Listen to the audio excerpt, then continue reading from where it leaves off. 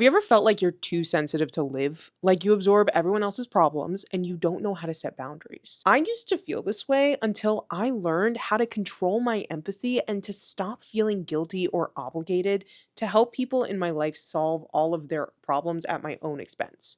So, in this video, I'm going to show you why you keep getting hurt in relationships, what uncontrolled empathy is, and how you can train yourself to set boundaries with the people in your life. To start, let me show you what exactly you're doing differently as an empath that's leading to this problem. If you're a highly sensitive person or an empath, which are two ways I use to identify myself, you probably confuse empathy with obligation. Just because you have a deeper understanding of what other people are going through doesn't mean you're required to accommodate them or fix all of their problems. But you feel the pull to fix or manage the problem because you're taking on their emotions and you don't like experiencing those emotions. You think, if I can make their problem go away, I will feel better. This is codependency, my friend. What you have to understand is that you've likely created an identity for yourself that requires you to hyper-focus on other people's needs. In my experience, this is because you don't feel okay unless they're okay. Again, this is a sign of codependency. When they're okay, I'm okay. That's what codependency is. This makes it very difficult to live life for yourself, but it also creates really tumultuous relationship dynamics where you attract dependent people. They may be narcissistic, or they could just be self-involved and expect people to cater to them for a variety of reasons. And those people don't mind taking whatever you're offering. You unconsciously gravitate toward people who require emotional labor from their friendships and relationships, because that's what you need to feel like you deserve to be in the relationship. Think of it like you learned a dance when you were a child and you got really good at that dance. The dance made you accommodate, it made you problem solve, it made you over volunteer to fix things. And as you go through life, you attract people who also learned their own dance as they grew up, but instead of being managers like you, their dance involves avoidance and expressing helplessness. When you put your two dances together, you're moving in lockstep with one another. It's like two pieces of a puzzle. You can also apply the same metaphor to attachment style. It seems like you just both fit together effortlessly. Because of your individual dances being problematic for fostering healthy relationships, the dynamic you inevitably develop with that other person is going to lead to an imbalance in that relationship. And that imbalance will eventually lead to resentment and burnout on your end because you're the one over-functioning, you're the one doing more. The other trap I see empaths fall into is they expect other people to overextend themselves in the way the empath typically does. And when the people in their lives don't do that, the empath ends up feeling disappointed over and over again. They may even conclude that they're not good enough for people to go above and beyond for them. Their expectation of reciprocity in a relationship is skewed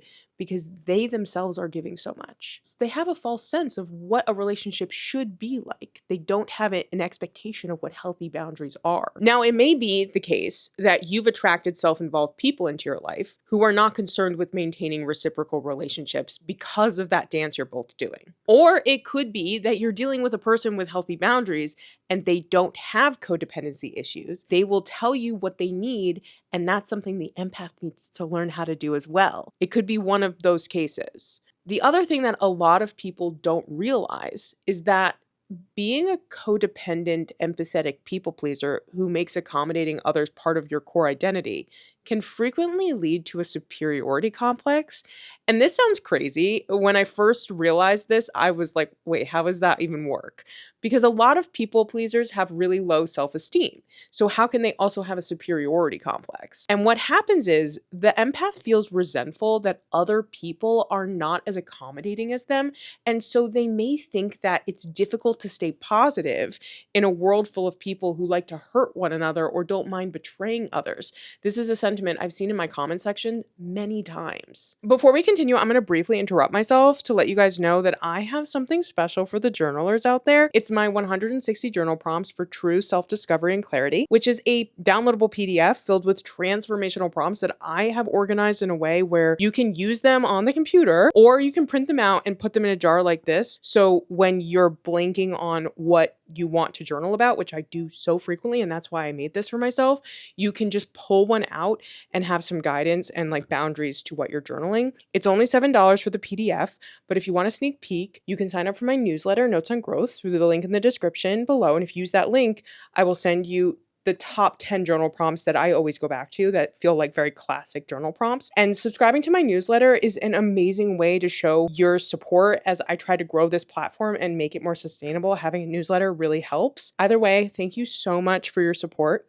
And let's get back to the video. There are a few things happening when you think this way. First, you become hypervigilant. You may be constantly scanning people's moods and behaviors for what you perceive to be dangerous. Empathetic people learn this in childhood, usually because they have some sort of erratic or even potentially abusive or traumatic upbringing where they didn't know what to expect from their caretakers. And they wanted to try to get in front of any potential danger by becoming highly attuned to their caretaker's emotions. But this heightened state can lead to a person defaulting to feeling distrustful of others in their everyday life. Secondly, this resentment that other people aren't as helpful or kind or empathetic as you can easily lead you down the victim mentality path because you feel the world is harmful and you're helpless to it. That thought process is essentially, I'm a good person in a bad world, which can lead to an accidental moral superiority over people you perceive as less helpful than you. And third, this way of thinking suggests unprocessed pain that you're projecting onto others. Instead of saying, I have unresolved pain because you've either been hurt or seen other people hurt, you're saying, the world is full of bad people who cause pain. This is an extension of the victim mentality because you're identifying with the role of person who is always hurt. And you don't have to think this way. You can control your empathy so that you can be there for the people in your life while also maintaining boundaries. There's a difference between feeling what someone else is feeling and having a cognitive understanding of what they're feeling. Uncontrolled empathy is distracting. It can be a full body experience and it will exhaust you because you're taking on those strong emotions. You're absorbing everything the other person is feeling because you're enmeshed with them. You don't know where your feelings end and theirs begin, which is another sign of codependency, by the way. And this is where the overwhelming need to fix their pain comes in because feeling their discomfort is unsettling to you. And you think that helping them and in turn yourself is fixing the problem. Now, don't get me wrong, sometimes the right thing to do is offer a person in your life assistance. It becomes an issue, though, when it starts to feel self-sacrificing. When you're lending out money you don't have or going out of your way to the point where it's majorly disrupting your life or you're tolerating disrespectful or abusive behavior. Odds are, as a child, you learned that you have to manage the emotions of your caregivers in order for everything in the household to be okay. And you never learned a different way of relating to people as you got older. Controlled empathy, on the other hand, is when you understand what someone else is going through without becoming emotionally overwhelmed with or by their experience. When you can control your empathy, you're not internalizing their feelings. You're able to recognize their situation is difficult, but you don't feel burdened by an almost compulsion to fix their pain. You're able to pause and choose how to respond instead of reacting from guilt. Controlled empathy is about holding space for this person without enmeshing yourself in their situation. You know that you're still a good friend and that you care about this person even if you don't offer to help or have to say no to a request. You don't feel required to give without being asked. And this is about sitting in the discomfort of the situation and knowing that the unpleasant feelings will pass with time for both you and this other person. You might be thinking, how on earth do I go from feeling everything so deeply to just letting my feelings exist? To answer this, you have to understand the life cycle of controlled empathy. This is the cycle. It starts with an empathetic trigger. It then leads to awareness that you're feeling empathy, which then gets you towards the regulation phase of your body and of your thoughts. And finally, you have to release it. You have to release the feelings. To walk you through an example of this, let's use the 4 Ps that I just made up. First, pay attention to how your body is responding to this other person's pain. Are your shoulders tensing? Is your stomach in knots? Are you holding your breath and not realizing it? Your body often reacts before your mind catches up. So the first step is to catch yourself in that act of like your body tensing up. Let's say Sophia is someone who prides herself on being a really good friend. She wants to be there for the people in her life, to hear out their problems. She thinks that's really important. One of Sophia's friends, let's call her Agatha, will call her and vent for hours about everything in her life: work, dating, her mother. It seems like she never runs out of issues. And while Sophia really wants to be supportive, she's realizing she was starting to feel drained and anxious and even a little resentful of Agatha after every call. And Sophia's stomach would start to hurt whenever she saw Agatha's name pop up on her phone, but she kept answering anyway because she would think, if I don't show up for her, who will? Like, this is the kind of friend I want to be and the kind of friend I want, so I'm going to act this way. That's the first sign of uncontrolled empathy. Sophia is reacting to someone else's pain without checking in with her own body first. She's ignoring her own needs. The second P in the 4 Ps is pause before you offer to do anything. Most people skip this part because the discomfort they're taking on feels urgent, but if you don't pause, you'll end up reacting from guilt or just habit instead of choosing a response that actually serves you and honestly the other person. So I want you to ask yourself, am I helping because I truly want to help or because I can't stand to see this other person upset? Am I offering this help freely or am I trying to make my own discomfort go away? The third P is practice tolerating discomfort. Sometimes you have to sit in the presence of someone else's pain without making it your job to fix it. That might feel unbearable at first. The only way you get better at this is by just doing it. Honestly, like you just need to expose yourself to it. So ask yourself, can I sit with this person in the presence of their emotional pain without making it about myself or making myself responsible for relieving that pain? Going back to the example, Sophia would pause before automatically answering the call as quickly as she used to do it as quickly as possible. So she's pausing, she's asking herself, am I picking up this call because I want to and feel like it's the right thing to do for both of us? Or am I doing it because I'm afraid of what will happen if I don't? Now, this, of course, it depends on what Agatha is dealing with. And here Sophia has to make a judgment call. Is Agatha crying about the same situationship she's been in for a year and Sophia has already given her all of the advice she can that she's just not listening to? That's one possibility, or something similar to that. Or is Sophia dealing with something very specific that does require support? Like, was she just laid off from her job and she's freaking out about money?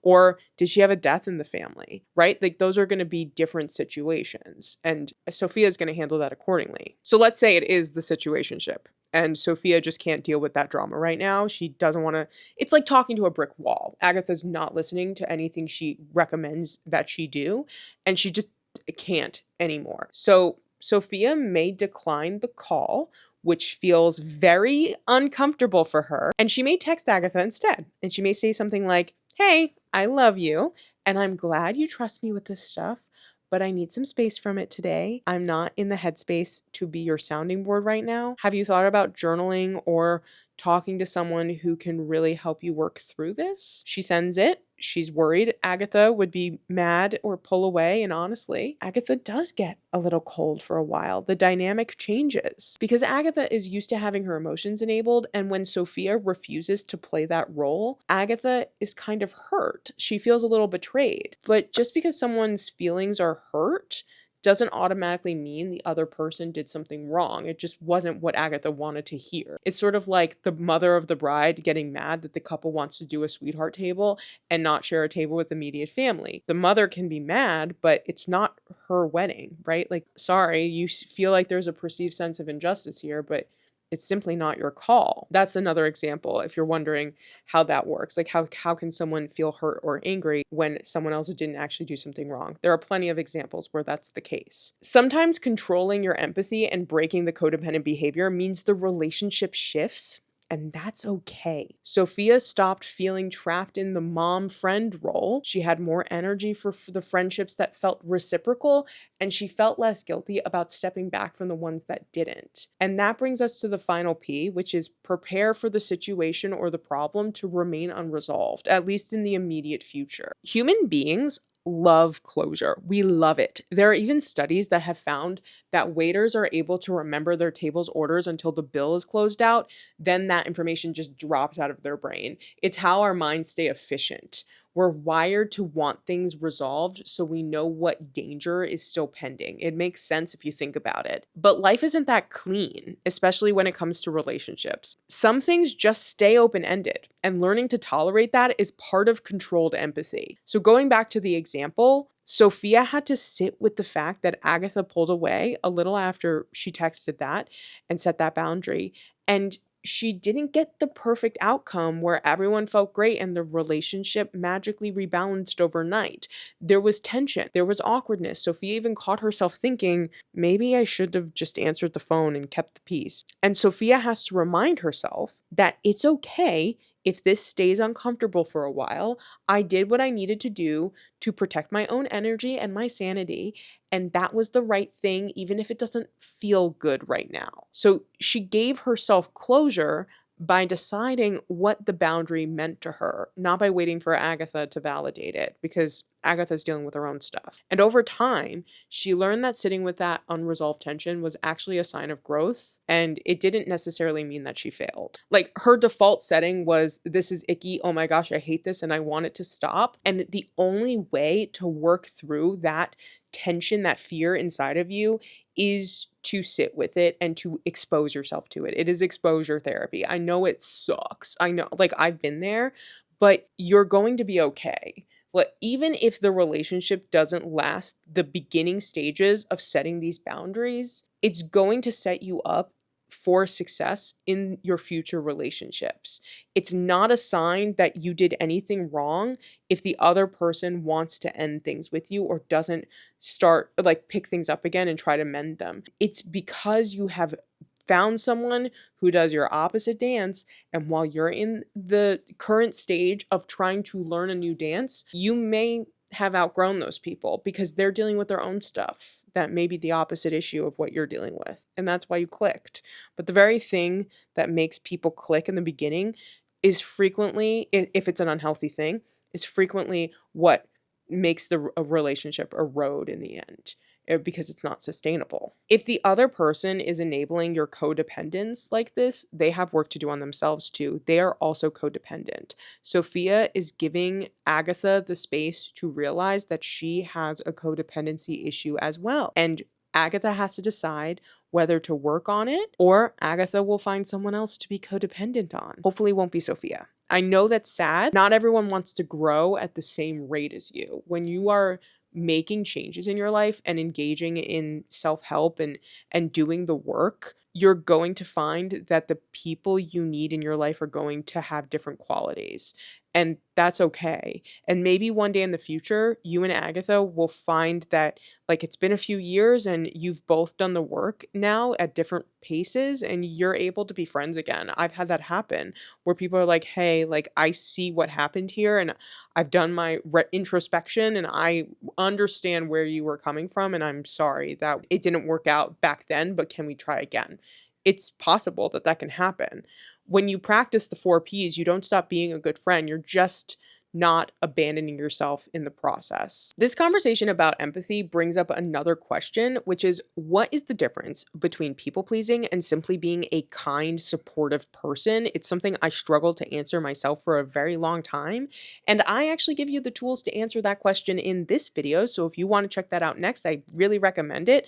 Thank you for being here. I really appreciate your support. Please consider subscribing, commenting, and liking, and signing up for my newsletter. Your support means the world to me, and I will see you in the next one.